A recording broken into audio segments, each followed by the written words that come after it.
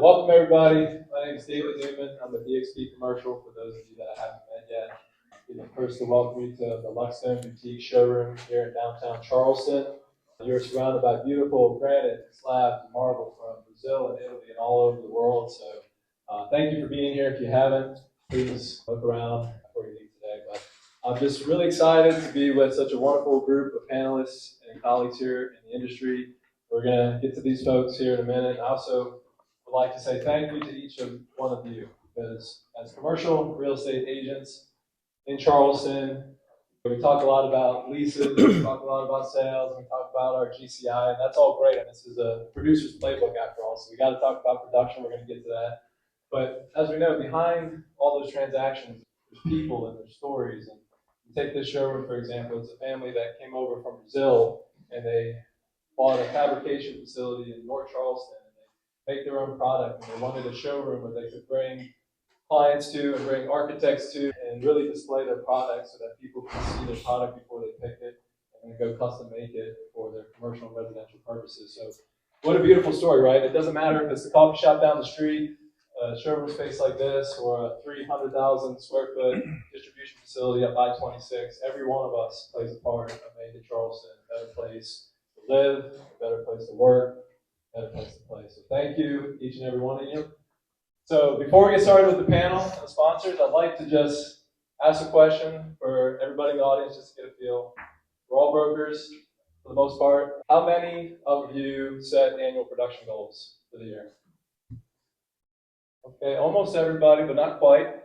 Of those that set annual production goals, is there anybody that's already hit their goal for the year? Keep your hand up. Anybody? Nobody? Any brokers that have hit their production goals? Not one. Is there anybody that's on track to hit their production goal? Okay. All right, let's see here. Anybody on track to hit their production goal this month? Okay. Hey. My name is Charlie Conley with CDRE, and I'm bullshit. Well, here's some bullshit comment for you. Anybody who hasn't been on track, you're probably a great person to have a cup of coffee with. And for those of you that were shy about raising their hand, and I'm not going to ask you how far you are in your goal. Look, if you've been in this business for more than a few years, or 10 years, or 20 years, we probably all had years where we haven't hit our goals. But anybody brave enough to say that they're not on track to currently hit their goal this year? Anybody? Okay, wonderful. You mind just saying your name real quick? And thank you for being here. Okay. Thank you, Mary Beth. Here's another coffee, and I'm sure myself or any one of these panelists would like to meet with you, just learn about maybe how you can get those goals off to finish your goals for this year. So thank you. So the point is, whether you're a rock star who's maybe bending the truth a little bit, or if you're not quite to where you want to be, this is for everybody.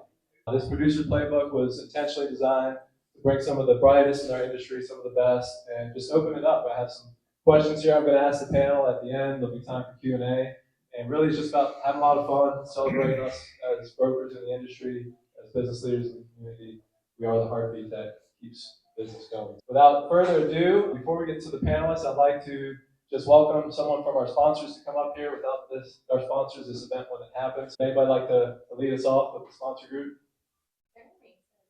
Jeremy, would like to go first. Come on up. And if all the sponsors may just come over here so we'll keep things rolling. Jeremy, go ahead with Serendipity Labs. Thank you. Thank you, David. Thank you to everybody for allowing us to support you in this event. Excited to learn from this group of masterminds. I learn every time I'm sitting in front or in a room with all of you, all the different events we get to attend. So it's exciting. And if you're not aware of what Serendipity Labs is or who we are and how we assist you and your clients, I behoove you to grab my information up front, come by and see us. I'm glad to give you a tour. Thank you. Thanks, Jeremy. As a quick plug, I do work out of that Serendipity Lab a couple times a week. It's fantastic. So if you haven't been there, check it out. If you have clients that need swing office space, short-term office space, it's fantastic. Krista, please, next. Yep. Thank you, David. Yeah. So I'm Krista D. Bryan. I am with Baker Exchange. We are your local qualified intermediary facilitating 1031 exchanges.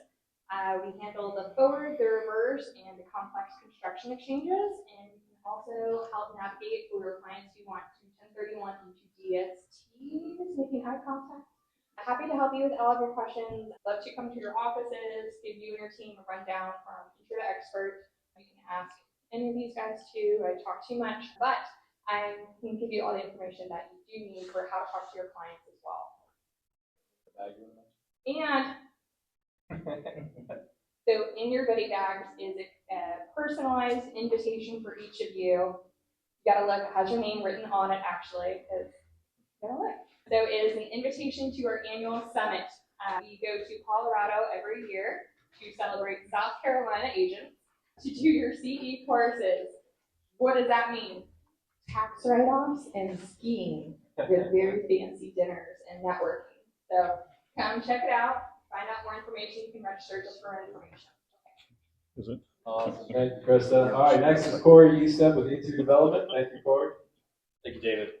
First off, I'm not used to being in a room with this many commercial real estate agents and with you actually listening. No, it's good to be here. I own E2 Development. We're a general contractor. So what? Throw a rock in your direction and find 5 more general contractors. But so let me tell you a little bit more about what makes E2 pretty unique, which I think is unique. I spent half my career working on the design side, half my career working on construction. So E2 Development is not only a contractor, licensed to do business in South Carolina and North Carolina, but we can build anything from the ground up. But we're also a design build firm, so we can take your clients' projects from cradle to grave, whether you need a designer, contractor, or everything in between.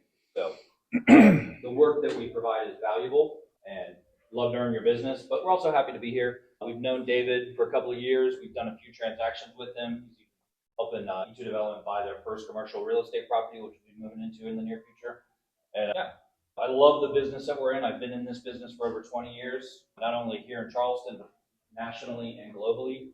And I love watching buildings come together and projects being realized. That's what we're here to do, whether it's on the commercial side, design side, real estate side, or the contracting side. So thanks for letting us support your event. Yeah, thanks, Corey. And Corey also, him and his team worked on the road motion up the street.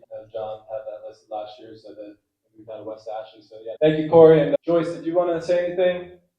No? Okay, I said a lot about Luxton Boutique already. Joyce is in the back, her and her husband are the owners. So please say hi to Joyce before you leave and thank her for hosting.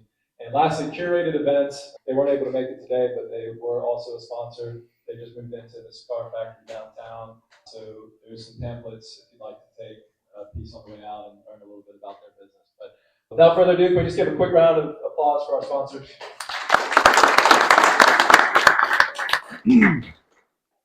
All right. If I had to read every one of their bios here, we wouldn't have time for questions. I cheated a little bit, used ChatGPT, and asked it to condense each one of your bios into a few sentences just to keep things moving. But I do encourage you to check out their full profiles. I say this with the utmost respect. There's a tremendous amount of talent here in front of us today.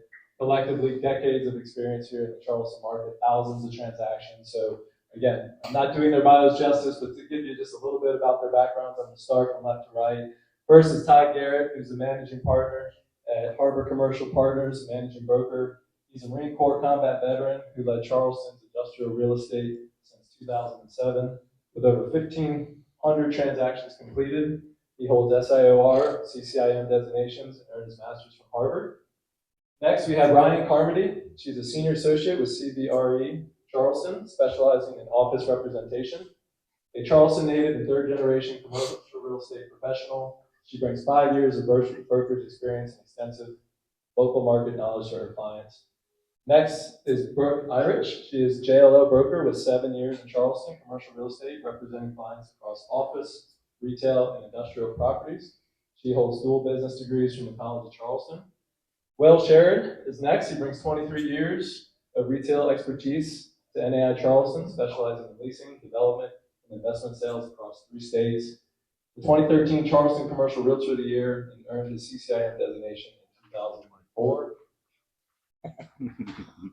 Last 2 here, not least, Marcus Kazenholt serves institutional investor at Colliers, specializing in investment properties throughout South Carolina. A former C-suite executive, he combines 20 plus years of Charleston market experience and unique principal investment credentials. And last but not least, John Chalpy, VP of brokerage at Landmark Enterprises, with nearly 25 years of experience and over 400 completed transactions.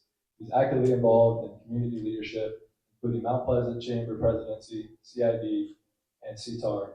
And then, of course, I mentioned I'm with David Newman with DXP Commercial. I have 20 years of experience across development and brokerage. And without further ado, just a quick round of applause for our speakers today. All right, so let's get to the fun here.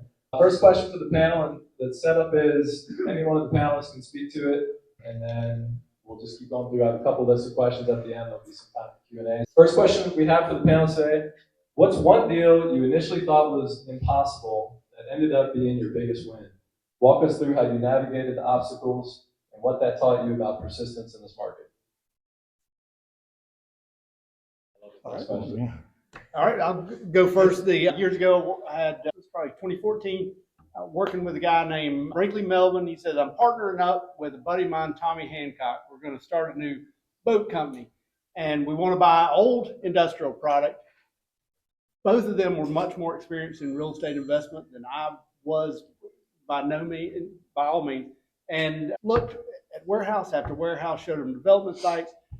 Finally, we found an out-of-state seller who needed to get rid of a warehouse with some environmental issues, sold it to them. They opened Sportsman Boats, and then we've worked with some of y'all to lease and expand that and buy additional land next door. So that ended up being a good one, but we worked for a couple of years to make it happen. I don't know if it was my biggest win, but it was probably the one I could write a book about. There was a Walgreens. When Walgreens was hot, everybody had a Walgreens at every corner, and now you're seeing vape shops in Walgreens. I don't know, but this is in West Ashley, at the corner of Ashley River Road and Savage Road. It was 11 properties owned by 8 different owners. One property was probably the size of this table, and then varying sizes other than that. So along the way, even before I started, I talked to one of the brokers who had been involved in the past. He said, this is impossible. You'll never get it done, but good luck. So it didn't stop me. I had to take one property owner grocery shopping, had to watch one of the owners pee in a bucket. Oh, I had to watch the seller and one of the buyers arm wrestle at a lawyer's office over a contract dispute. And then I think it ended up the day after one of the sellers signed the closing document, I had to call her and renegotiate the price on something she'd already signed. I earned every dollar of that fee. All right, we have probably time for one more on this one. Anybody? Oh, yeah. There's 10 questions. Okay. Go ahead, please. Yeah. So this actually happened to me a couple months ago. There was a group I was working with to find some office space in Mount Pleasant, an executive office, which, is great, but you don't make a lot of money off of it. But spent weeks submitting LOIs and this and that, and it didn't end up finding anything that was quite perfect for them.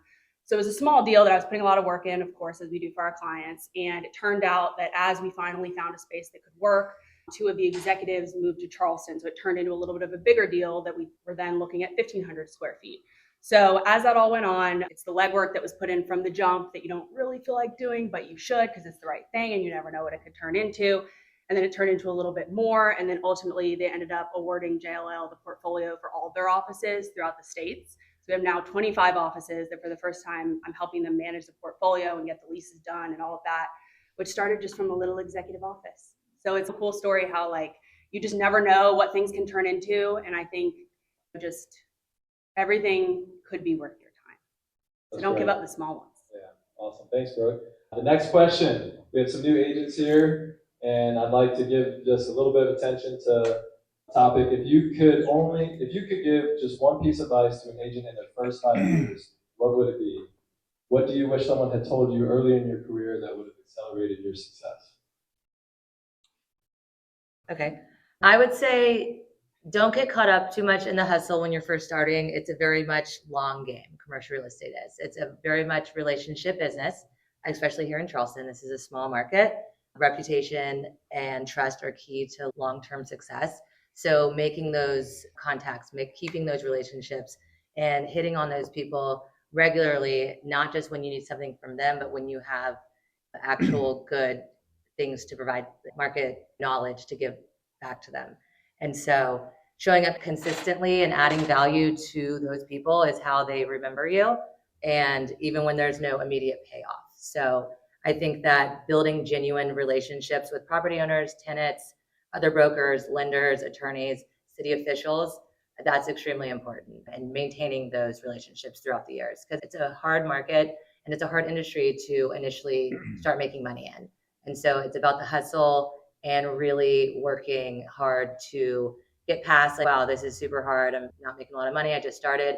You got to build that book of business in order to get there. And it can be draining. And you sometimes, some days you'll say, oh my gosh, oof, I'm exhausted. I'm not good at this. And the next day you'll be like, wow, I'm a rock star. So it's getting past those hurdles and remembering that it's a very hard business that a lot of people from the outside are like, whoa, commercial real estate brokers, that looks like glamorous, easy. Look at them. They have flexible schedules. It's not. It's very difficult to be in the top notch of brokers that are actually doing deals and being successful brokers. And that's how you can stay in the game and not be one of those brokers who filters out when we're in a recession and stuff. So maintaining those relationships and keeping long-term business reputation and all of that is extremely important. Well said. Thanks, Ryan. Does anyone want to add on to what Ryan said? Great summary. Beach to it. Yeah, I'd say get out and don't sit in your office. Don't sit behind looking at LoopNet or CoStar or anything like that. Go out, look at the properties, know what's going on in your market. Pick a corridor. If you're brand new to the business, pick Rivers Avenue, pick Dorchester Road. Find out everything you can about that particular corridor. And then when you talk to somebody, you'll have more knowledge, you'll gain more knowledge, and you can tell an owner about something he may not know, and that'll start snowballing into some business. The other thing I would suggest, I'm a big proponent of it, was CCIM. If you're in the business, you're going to be in commercial real estate for a long time, go ahead and take the classes, get the designation if you can, because the networking is tremendous, and it just made me a lot of money over the years. So definitely a proponent of that. Yeah, I was going to say similar. Just invest in yourself, right? Because you don't have a lot of money when you're starting out, so it's hard to spend money on yourself. The education is a big part of that. I also just recently invested in a CRM, client resource manager, which has been invaluable for me, which I didn't have when I started, and I wish I had. I was too cheap to do it. So I think that's, you got to spend some money to make some money. It's big. John, are you comfortable sharing what that CRM is? Yeah, it's a Sendix. It's a Salesforce plugin, but there's a bunch of them out there. You like that one?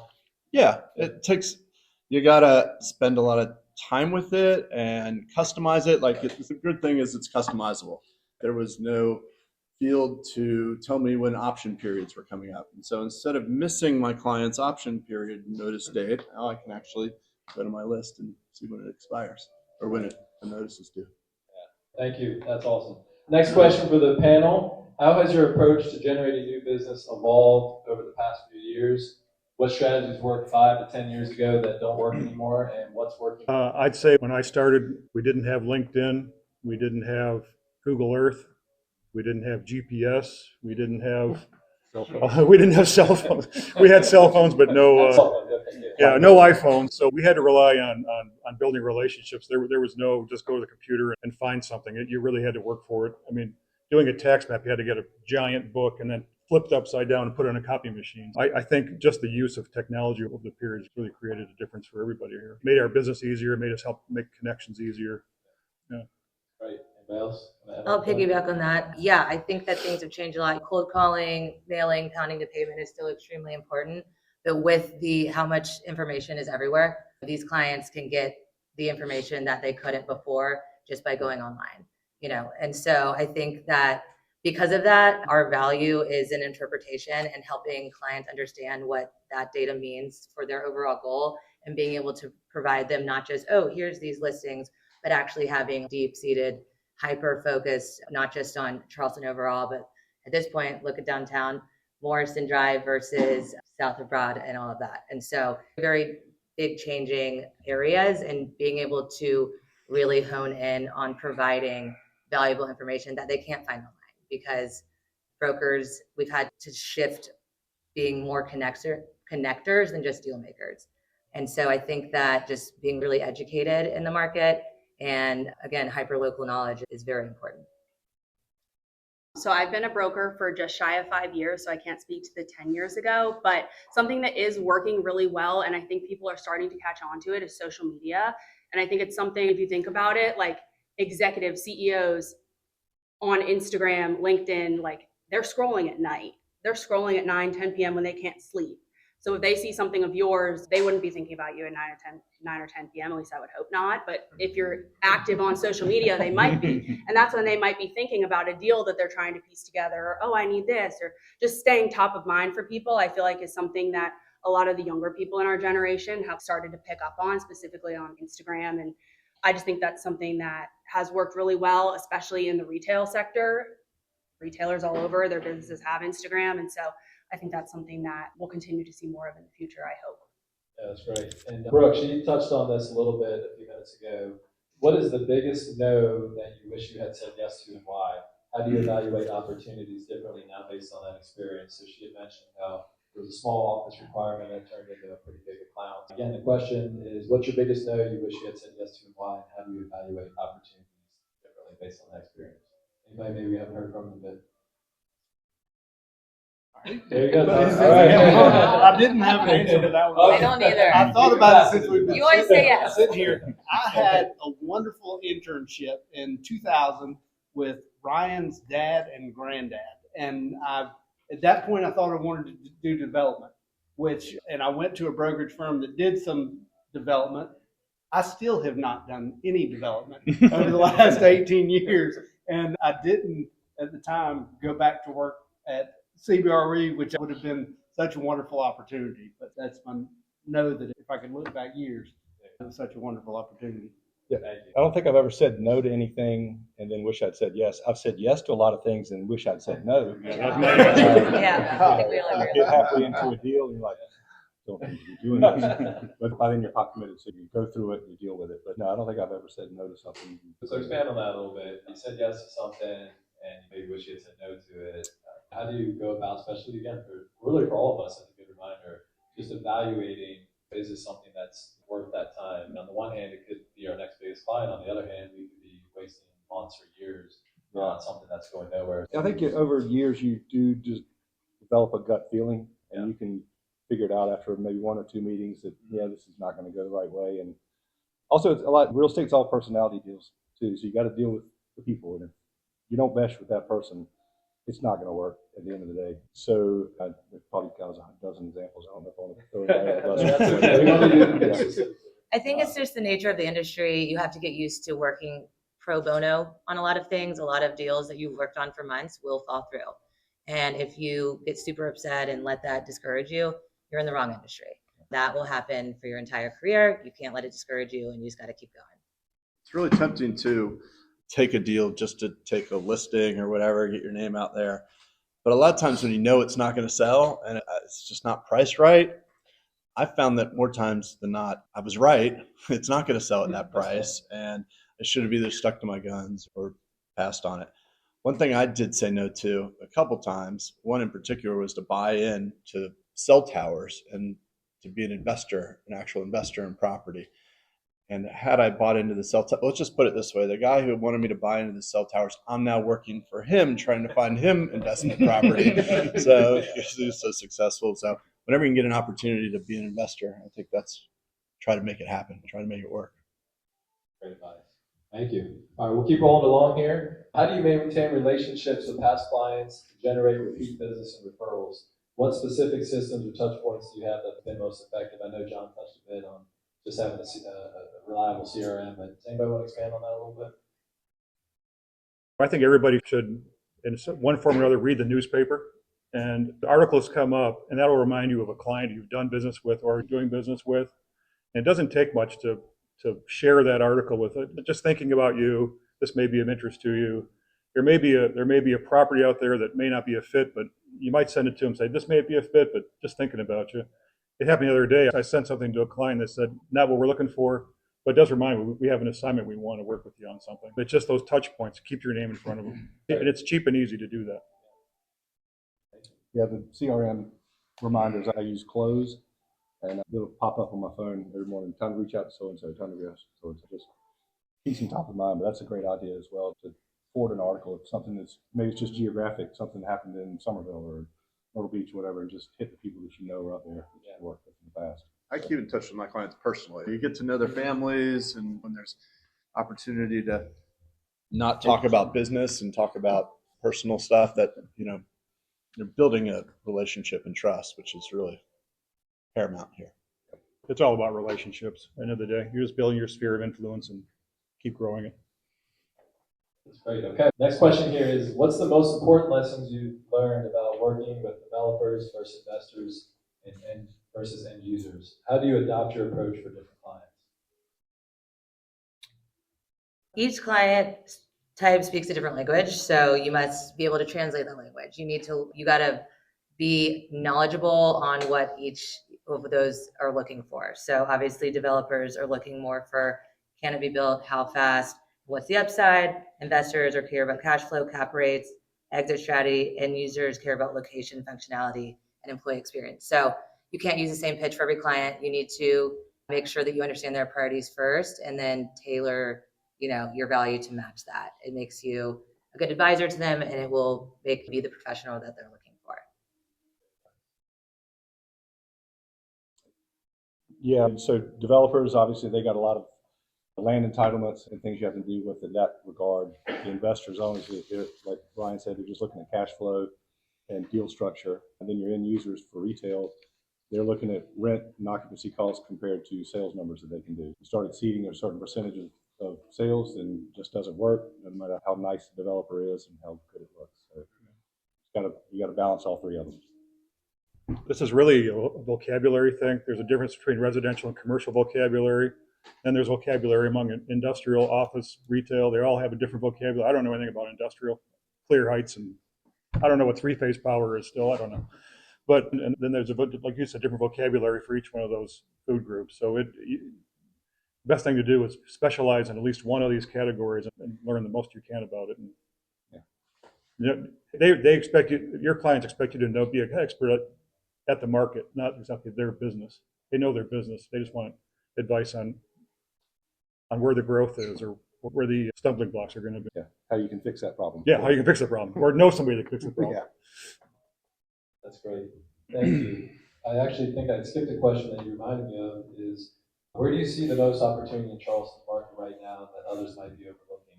What trends, sectors, or geographic areas are you most excited about over the next couple of years?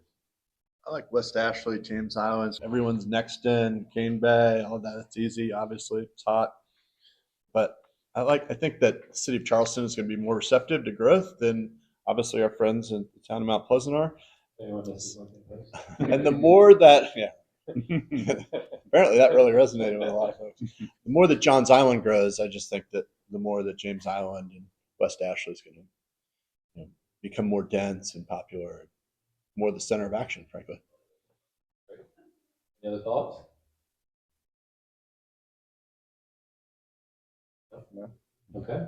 All right. West Ashley's the winner. James Well, Island's the winner. I think we're all on the same kind of page. Everything's getting pushed out. There's nowhere else to really build downtown, and Mount Pleasant's tough. And so we're all seeing everything be pushed up and out. And so I think that's the moral of the story, is that where we were looking 5-7 years ago as the hot spots in the Upper Peninsula, which still is very much, we're looking to expand out because we have to. What about this quarter in right here? Obviously, we see Luxor Yeah. Boutique opening up. We saw Rogue Ocean. This is where everyone Golden wants to Track. be. Yeah. Does anyone have any particular insights about this quarter that maybe they'd like to share?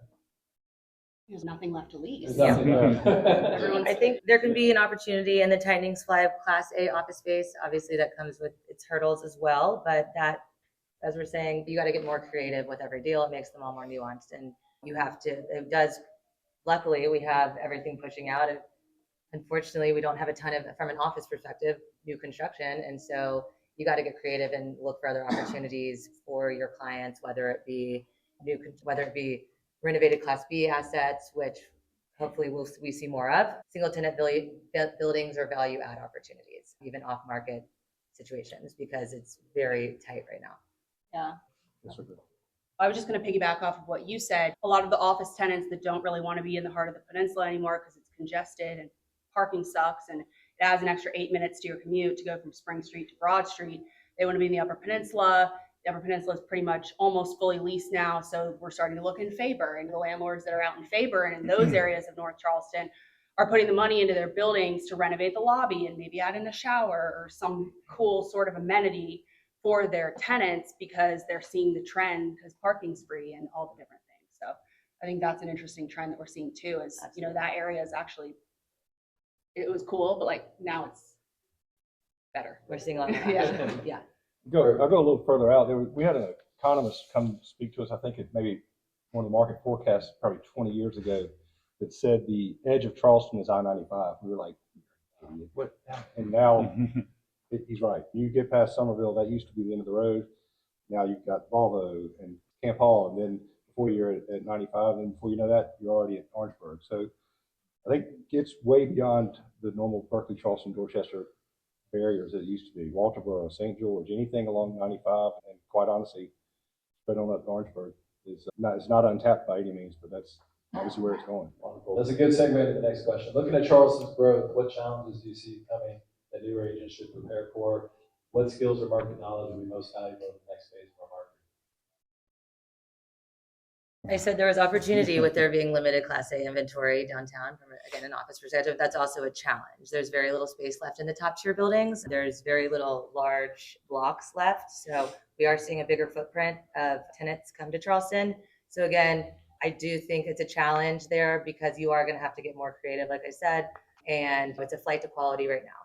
And we don't have those options really left. And so that's where you, again, just have to have the hyper-local expertise and realize that these are now much more complex deal structures with the rising demand and tight supplies. So you got to be able to navigate those and just really understand the dynamics of each neighborhood market. And again, Charleston's next phase will reward the brokers who are strategic in that way. And it'll be your success, I believe, will come from solving problems and creating value where it seems impossible, but you got to be able to solve it, which I think that we all can. So I think too, just to chime in off of what you said, I think that something that's interesting, that will be interesting for new agents specifically, is that for most of us, at least, I think when you do a deal, you track when it's expiring and then you follow up with them a year before, whatever it is.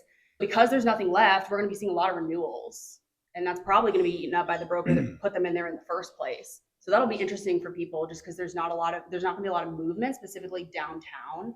That I think that's going to be a challenge, but I think that if you're a new agent, just going like door knocking, cold calling, putting yourself in front of people, ChatGPT, what are all the engineering firms in Charleston, pull some data, email them, stuff like that, just like get creative on that front. I hope everybody made a note in here to follow up with any leases they've done and check on the renewals. No, actually don't. Or don't, that's right. I'm gonna skip to number 9 because I feel like that was addressed. This is the last question officially, and then we're gonna open up to the audience for anybody had any questions. By the way, if there were any note cards at the front for anybody who wrote down a question, who maybe shy doesn't want to ask, my sister here, Sarah, she can maybe collect them, and I'll be sure to get your questions answered. But the last question that we had officially on the panel, if you had to start your career today in Charleston, what would you do differently in the first year? What would your game plan be, knowing that what you now know in this market? Well, I love the advice that Brooke gave because it's really been my advice I've given to so many people. It's like I had a referral on a small deal in Daniel Island. And I literally, there's still a client to this day, and I've done 6 or 8 deals and they've gotten bigger and bigger. They now own an investment property in Mount Pleasant. So I think that's fantastic advice. There's something else I was going to say, but anyway, someone else take the stage for me. I'm not sure if I'm answering the question, but you got to spend a good part of your early career making connections. You got to realize that, this is where they call that coopetition. Today we might be competitors, and tomorrow we have to work hand in hand to get a deal done. So we really need to be friends and comrades in this industry. So spend the first few years introducing yourself to your fellow brokers. It just makes, when the deal comes around, it makes it so much easier to just get something done.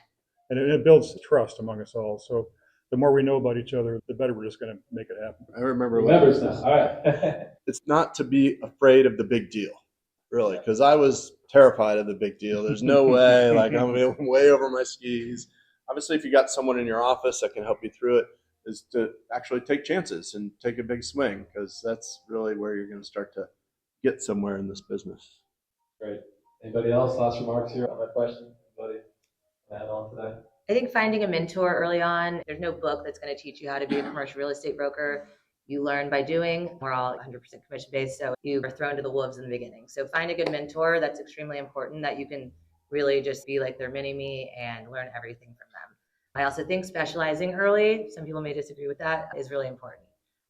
Find your niche, pick a sector, and become a complete expert on that, whether it be office, multifamily, retail, land, industrial. I do think it's important to really be able to be a complete expert in that specific sector. And I think that'll take you a long way.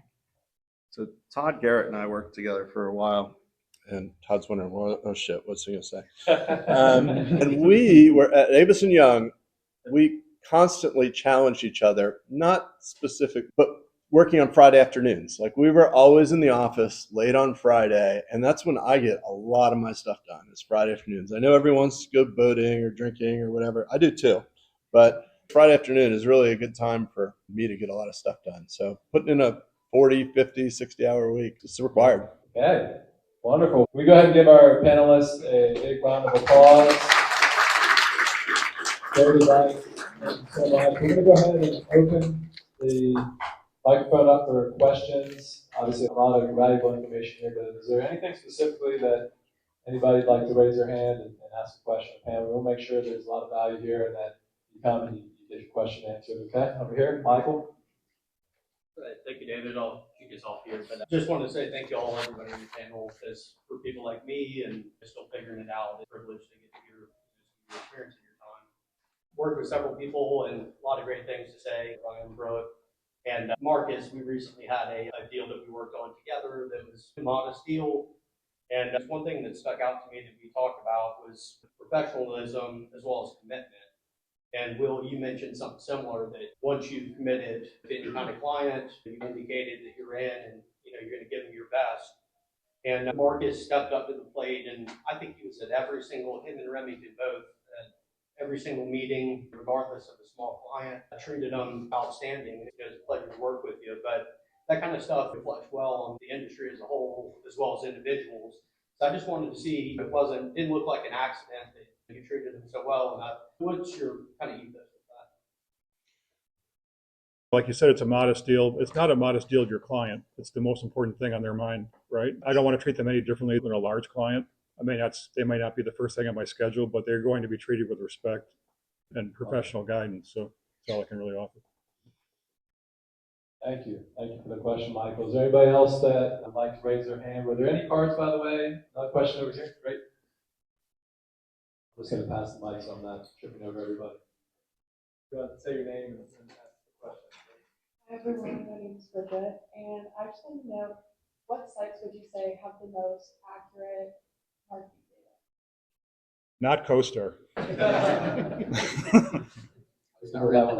The MLS has the most accurate. In this market, most large markets don't have an MLS, so they're required to use CoStar.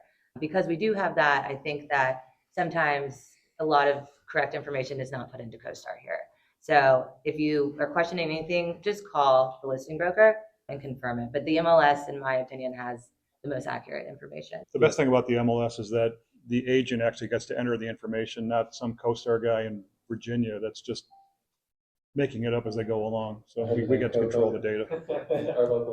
I'm the president of the commercial MLS this year, sadly, or Luckily. yeah. So yeah, but we're very unique in the Charleston market to have a commercial MLS. You do not see that anywhere else, and where we freely exchange all our information, and it is accurate. So you're not going to see that really anywhere else in the country. I don't think everything's going to be based on CoStar or LoopNet's probably the next most accurate, just because it's actual deal entered in by an agent. But yeah, commercial MLS for sure. The only thing I'd say is if you're looking for market comps, then just make some relationships with 3 of your co-opetitioners and call and share information with each other so that you can stay up to date on. But if you don't give it, you usually won't receive it as well. So to try to keep each other informed on where actual deals are closing, particularly on lease rates. And that's a great question with the CoStar and MLS question. Do you all see with the recent change where you can't advertise commissions where that's the actual contract? Because again, coming from another market that was new, or what do you mean we don't have to get a broker agreement? But now that has changed and the MLS doesn't allow that to be the contract anymore. Do you find any complications with that? Do you think that's going to help shift, or do you think that's going to shift to some of these other platforms being more relevant? Any comments or thoughts on that? I don't think so. I think it was an adjustment, obviously, for all of us to have to request a commission agreement and get everything signed, where it used to be, oh, you're offering this, and they probably got that. Let's do it. And the MLS wasn't implied agreement. So now that that's gone, we do have to actually do the paperwork, but it hasn't changed anything, I don't think. Not in my book. I agree. Good. Yeah. Okay, great question. I was afraid of this. You just needed to be able to warm up. Ryan, Yeah, get ready. Ryan, you have it. I now know that you guys are directing this information to new agents. And this happened to me, and I want to see if it ever happened to any of you guys. When you finally did start making some money, did you forget about the tax man? And how did you get over that? I refinanced my house one year to pay the tax man. Because I never wanted to pay until it was time to pay. I had a brother-in-law who was my broker to start with, and he recommended take 25% of whatever you make, put it in a savings account. Just squirrel it aside, don't blow it. You're tempted to. And over the years, that was great until the bank said, all right, you got to pay your mortgage. I was like, all right, well, just move it back over here. So eventually it doesn't work, but it's a good way to start. If you can squirrel away a little bit, it makes it much easier come April. That reminds me of Charlie's father always said, don't get behind the power curve. So you're your own business. You got to plan your cash flow accordingly. And in this business, it's a long slog, like you said, Ryan, to get where you're making some money. And by the time you do, you got to start making some plans too. So then it gets to the point where you're making enough money, you start doing financial planning and maybe start an S corp and an LLC and all those things. So it gets a little more complicated. The more successful you get, the more complicated you got to make it. Wonderful. All right, well, in the essence of time, we're gonna leave it there. I want to make sure we have enough time for the bar and food and everything else. One last time for our panelists and sponsors.